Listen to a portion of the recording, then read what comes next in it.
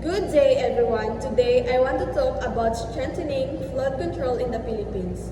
Flooding is one of the most common and destructive natural disasters in the Philippines, especially during the typhoon season. Because of the country's geographical location, rapid urbanization, and poor waste management, many areas experience severe floods every year.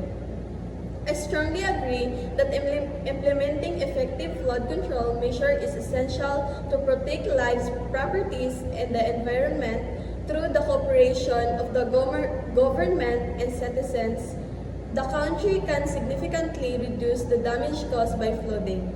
One major way to manage flooding is by developing and maintaining strong flood control infrastructure such as drainage system, floodways, dikes, and dams. These structures help redirect excess water and prevent overflowing rivers. For example, the Department of Public Works and Highways and the Metropolitan Manila Development Authority have created projects like the Mangahan Floodway in the Metro Manila, which diverts water from the Marikina River to Laguna de Bay during heavy rainfall. Such as government-led projects are crucial in minimizing flood risk in urban areas. Another important strategy is environmental protection, particularly reforestation and soil conservation. Planting trees helps absorb rainwater, prevent erosion, and stabilize the soil, especially in the mountainous regions. When forests are destroyed, water runoff increases, leading to flash floods and landslides.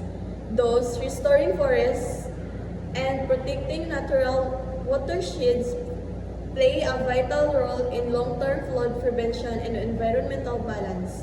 Lastly, flood prevention depends not only on the government infrastructure but also on responsible waste disposal and citizen participation.